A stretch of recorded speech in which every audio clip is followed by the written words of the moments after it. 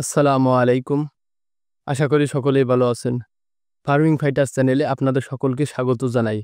আজকে আমরা জানব শসা গাছের পাতা কেন হলুদ হয়, এই পাতা হলুদ হওয়ার কারণ কি এবং এর সমাধান কিভাবে করবেন। তো বেশি কথা না বাড়িয়ে শুরু করছি আজকের এই ভিডিওটি। পাতাটি ধরে উল্টানোর পরে যদি দেখেন পোকা আছে তাহলে এক সমস্যা, আর যদি দেখেন যে কোনো পোকা নেই তাহলে বুঝতে হবে এটি ছত্রাকের কারণ। ছত্রাকে অ্যাটাক করার কারণে এই সমস্যাটি হয়েছে। তো আপনি এই সমাধানটা কিভাবে করবেন? আগে দেখবেন যে পাতার এই কিনারা এভাবে ঝলসানো আছে কিনা।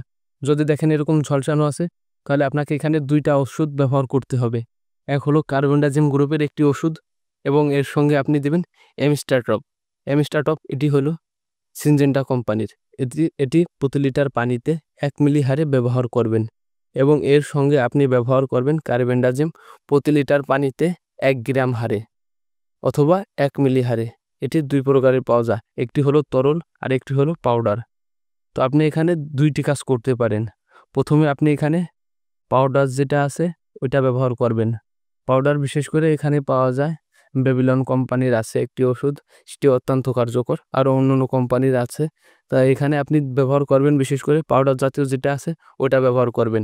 এটা ব্যবহার করার পরে 3 দিন পরে যদি দেখেন যে এটা কোনো কাজ হয়নি তাহলে এখানে তরলটা ব্যবহার করবেন, কারণ তরলটা অনেক কড়া হয়ে থাকে। তো প্রথম পর্যায়ে এখানে কড়া কোনো ওষুধ ব্যবহার করা যাবে না। তো প্রথমে আপনি ব্যবহার করবেন অ্যামিস্টাটপ, সাথে কার্বেন্ডাজিম গ্রুপের একটি ছত্রাকনাশক। এই 2টি আপনারা ব্যবহার করবেন অবশ্যই বিকালবেলা। এই যে দেখুন গাছে এই সমস্যাটি প্রত্যেকটি গাছেই কিন্তু হয়েছে, সারা জমিতেই এই সমস্যাটি হয়েছে, প্রত্যেকটি গাছেই হয়েছে। তো এই সমস্যার সমাধান হলো কার্বোনাজিম এবং অ্যামিস্টাটপ। এটা দেওয়ার ঠিক 3 দিন পরে এটা আবারও ব্যবহার করবেন। এর ঠিক 1 দিন পরেই আপনি এখানে ব্যবহার করবেন ম্যানকোজেব।